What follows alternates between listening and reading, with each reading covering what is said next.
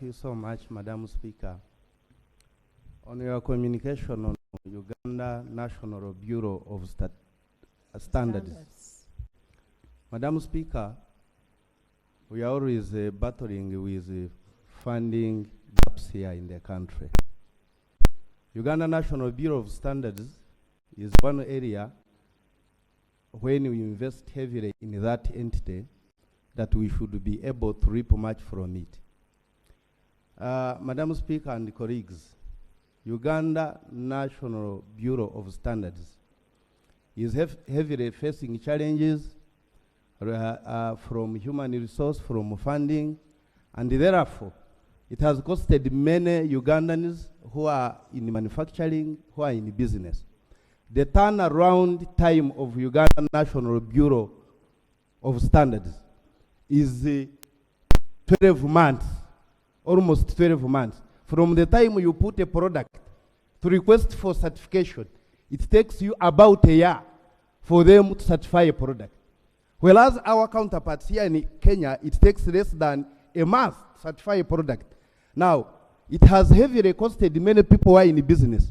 And it is only Uganda National Bureau of Standards that can give a visa to a product to go beyond the boundaries of Uganda. So I want to implore you and request Madam Speaker that we, through you, that you execute and allow the Committee of Trade to go and make an examination, to examine, assess the gymnastics and integrities of the operations of that entity. Otherwise, we shall always keep putting our products and they are not certified in time, and hence we are losing business. And it is getting money. To certify a single product, you need to pay about 800,000.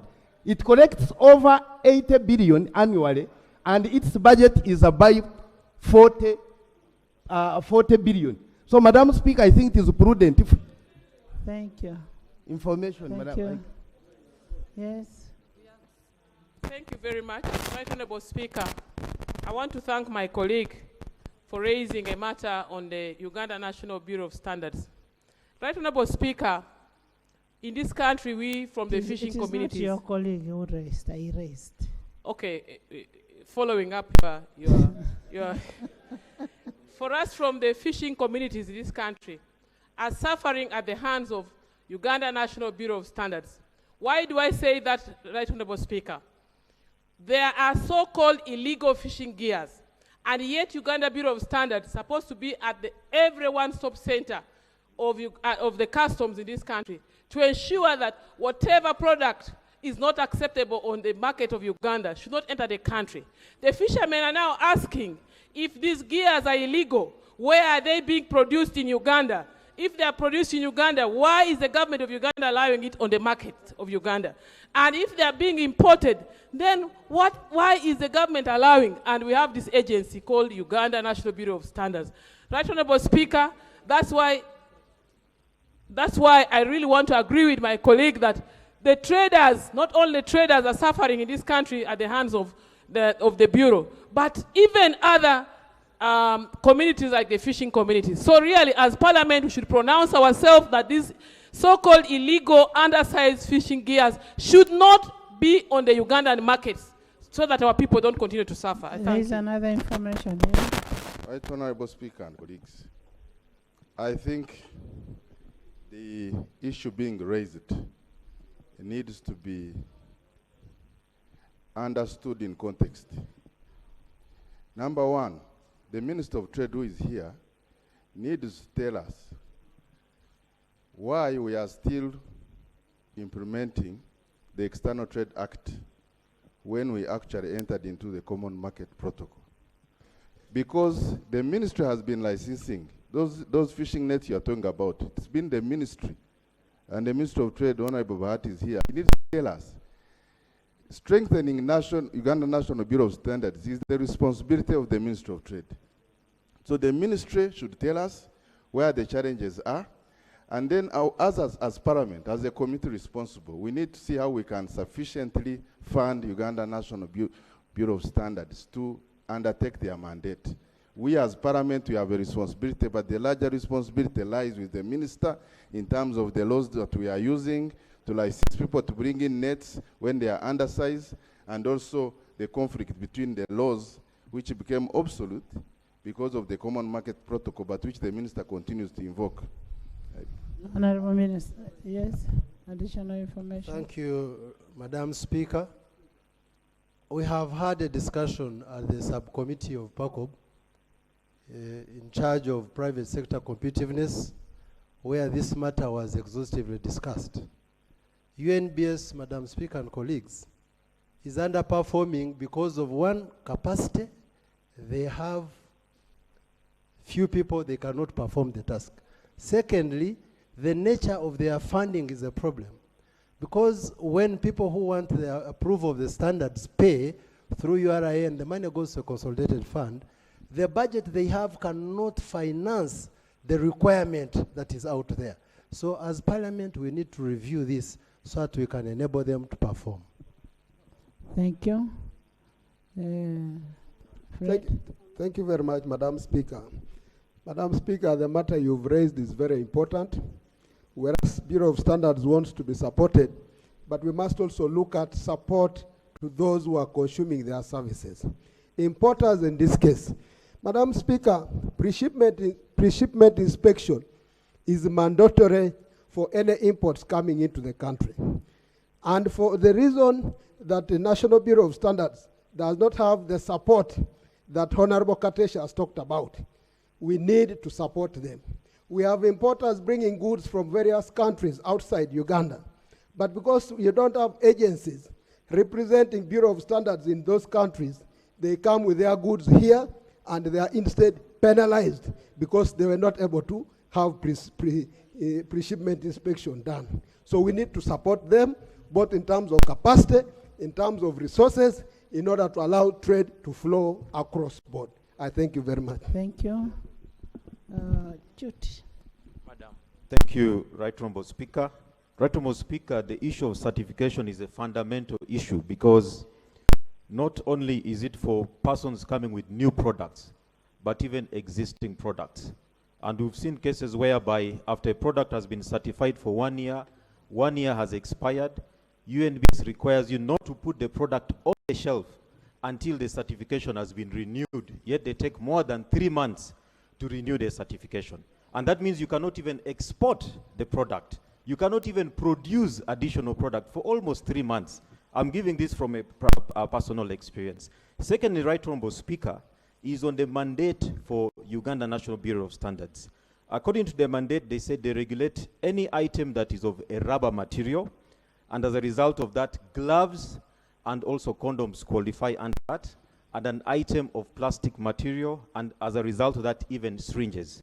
Now, as a result of that, there is dual regulation, because National Drug Authority also has the mandate to regulate medicines and supplies, and they are doing regulation. So what is happening is that there is pre-import verification testing that is done for the gloves and the condoms by UNBS. Then it comes to NDA, again, tests are done.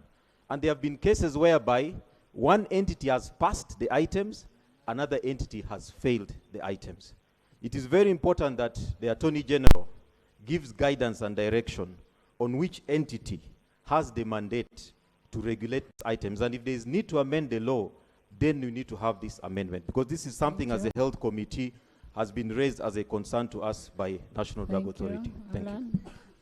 Thank you, Madam Speaker. Madam Speaker, in line of UNBS, not only traders who are suffering, but even our local farmers, they are being challenged with fake agricultural imports on the market, fake fertilizers, fake seeds. I remember you guarded very well that the minister should bring a statement specifically on fake agricultural imports. But as of now, the minister has never come back to one of that matter. So both ministers, for trade and for agriculture, they should prepare a statement in that line, because our farmers are making a lot of losses. Thank you. But it's not only making a lot of losses. When you treat, say you're treating cows with the fake medicines, when they die, people eat. the sickness now moves on to even human beings. So it has that effect, a trickle-down effect. Macho? Madam Speaker, you are spot on the matter of a National Bureau. It is last year that I brought a matter on floor concerning pre-shipment inspection, and you did direct the Minister of Trade to bring a report on that matter. And up to now, Madam Speaker, the report has not been brought at all. And we still hear there are wrangles concerning inspection. And Madam Speaker, on addition to that, truly, the National Bureau needs to be helped a lot, because as we talk now, we have so many men who are having cases of impotent because of a bad liquor on the market, making a lot of women to suffer a lot. Therefore, we should help these people to get enough money as quick as possible so that they have enough staff. Madam Speaker, I think you are... What did you say? Madam Speaker, I said we are having challenges in this country due to limited staff from the National Bureau. We have men who are impotent, making women to suffer because we don't have enough staff to pre-qualify the liquor on the market. That's why we have alcoholic products with very different names, like tokutoku, like hubatu sosola, like shapuyu. All those names that are named on these liquors have not been tested by the National Bureau of Standards. And therefore, the Minister of Trade should tell us how we can see that this bad liquor on the market that is causing a problem of divorce and gender domestic violence be off from the shelves. Thank you, Madam Speaker. Information. Thank you. Your order, yes, finished. Honorable members, by the time somebody says they are impotent men, maybe he's one of them. Afidra. Thank you, Right Honorable Speaker.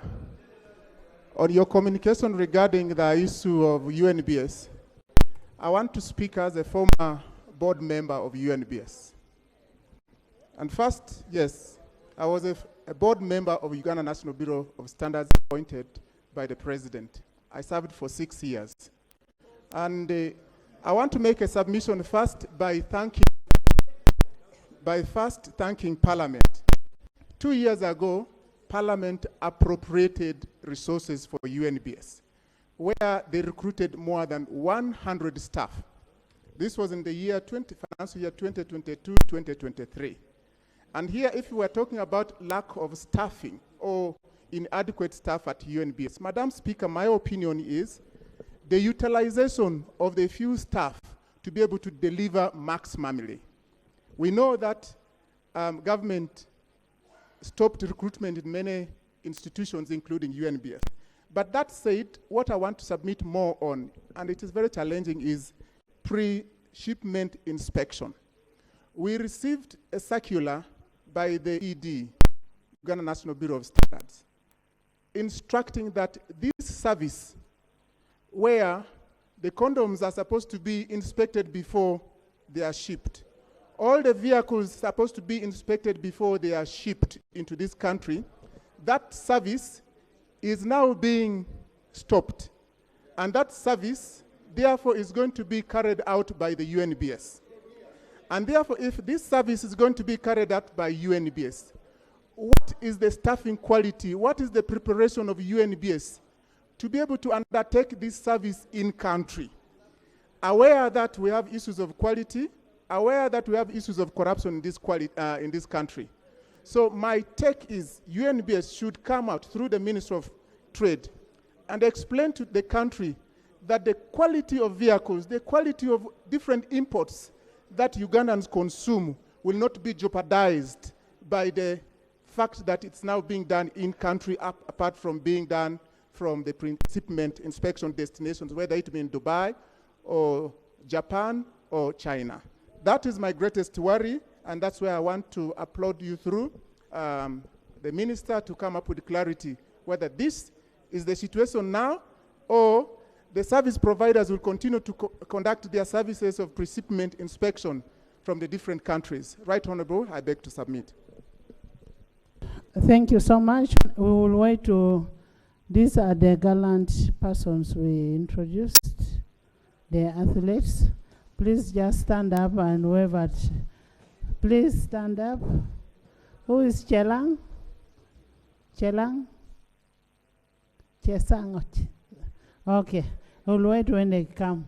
Honorable Minister, before you respond, I met Uganda National Cultural Center this morning, and this goes to Attorney General, and their complaint is that they have a law which is older than Uganda in independence, which was formed in 1959, and because of the changing environment, they want to preserve the heritage of the country, so they are requesting that you bring amendment to their law. And then secondly, I also got information from my clerk where Equal Opportunities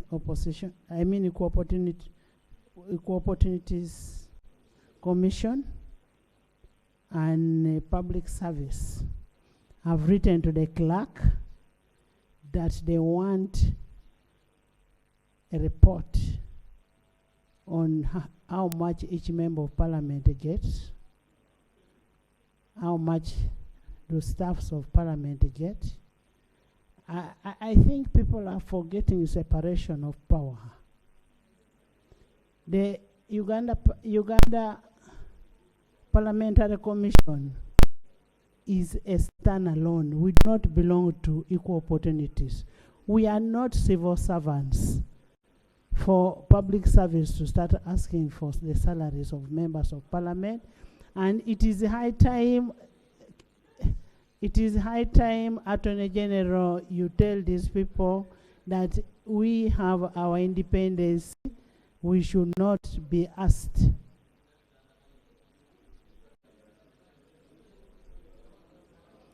Honorable Minister, let Lob first say then. Thank you very much, Right Honorable Speaker. Right Honorable Speaker, Uganda National Bureau of Statistics has two major mandatory roles. Oh yes, Uganda National Bureau of Standards has two major mandatory roles, that of inspection and that of market surveillance.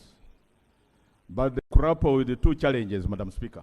Even with the recent, the body member mentioned, former, even with that recent recruitment, they are still grappling with the challenge of huge staffing gaps.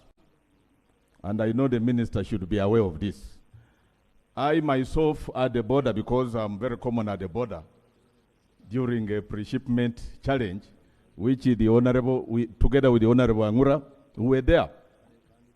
And we compared and contrasted the staff between the ones of Kenya and Uganda. Uganda has a skeleton staff of below 5. The other place is almost times 3. So that is a challenge. But the other one is that of corruption. In this particular agency, they have perpetuated a culture of impunity. They take bribes in broad daylight and allow such counterfeits like the one the Honorable Member of Nebi mentioned. Parkwatch.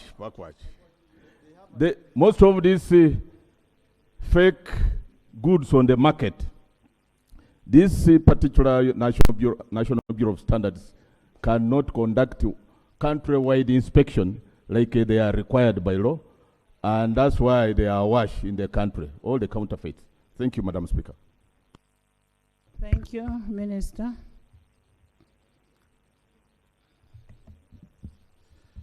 Thank you, Madam Speaker, and thank you, honorable colleagues, for the issues you have raised about UNBS. UNBS has a mandate to ensure the safety of the lives of Ugandans, but also to ensure the standards of the products that we produce in the country so that they can meet international standards and access the markets both domestically and internationally.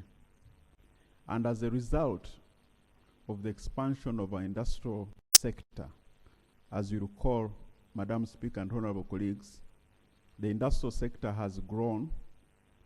We are now contributing 27.4% to our national GDP, and manufacturing alone contributing 16.5%. Grown from 85 factories in 1986, and now 9,400 factories. This requires capacity to monitor all these activities and ensure that the products are inspected and the standards are kept.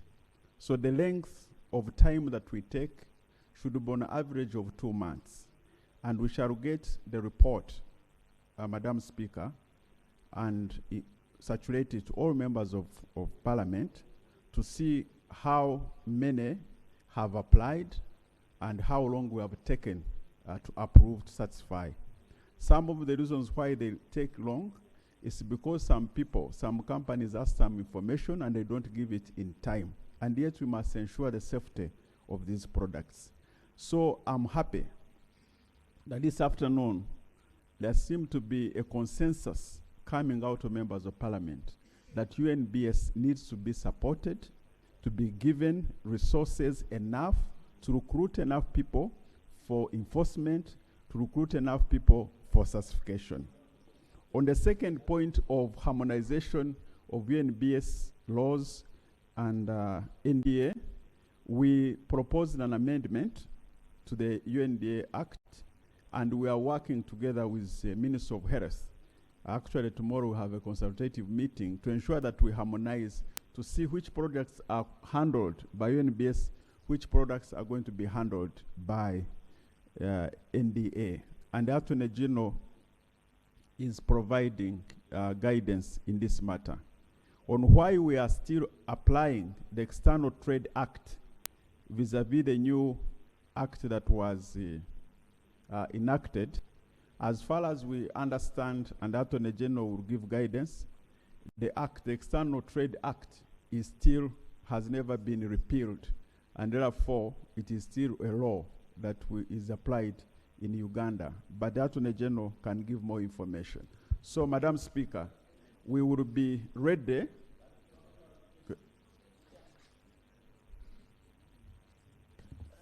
Thank you, Honourable Minister, for giving. Well, Madam Speaker, I'm just seeking for some more clarification for the Minister. What do you lose by also benefiting from this rationalization bonanza that you take UNBS back to the ministry? You also benefit from what has been happening. Since it is incompetent, you create a desk we there, are not saying it you is appoint a incompetent. UPDF soldier to manage it, and we move on. We are not saying it is incompetent. Honorable members, we are not saying it is incompetent. We are saying there are delays. And those delays, the problem is because there is no money. It is you who appropriates the money. Madam Speaker, Madam Speaker. There is a procedure matter. Thank you. Thank you so much. There is a procedure matter. Okay, Madam Speaker. Thank you so much, Right Honourable Speaker, for giving me this opportunity. My procedural matter is in relation to what the Minister just said, that the House has built consensus on the financial constraint. And as he made emphasis on this, we want it to be right for us to get to know exactly the shortage in terms of finances that this entity has and their plans, so that we get a way of fixing.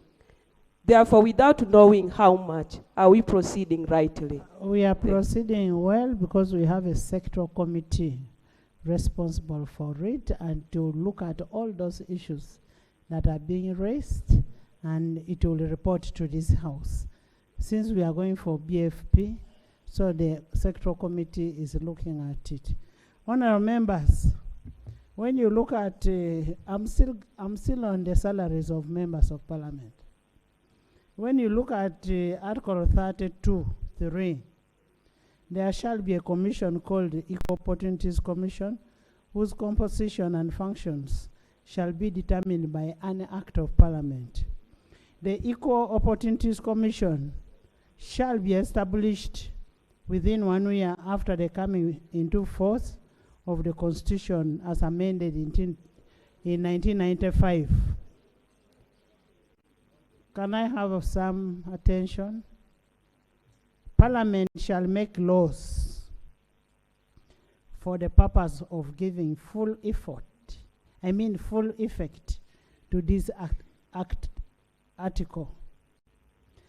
When you look at Article 85, emoluments of members of parliament, that is self-explanatory. Attorney General, is it correct for equal opportunities to go beyond its powers and come and start investigating on what they are not supposed to?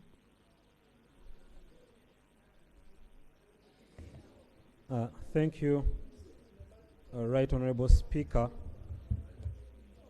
Right Honorable Speaker and Honorable colleagues, the mandate of Equal Opportunities Commission is restricted to persons who are marginalized on the basis of gender, age, disability, and other reasons created by history, tradition, or custom. Now, we are having a challenge because, and when I look at the petition they have sent you, I'll be sure to render advice on the same. I think that would be an extension, because then they are going to start becoming the High Court and the Court of Appeal. So I think, Supreme Court. And they need to maintain the level where they are supposed to be. And we shall advise them, and we have advised them consistently on this. It's a line that needs to be drawn carefully,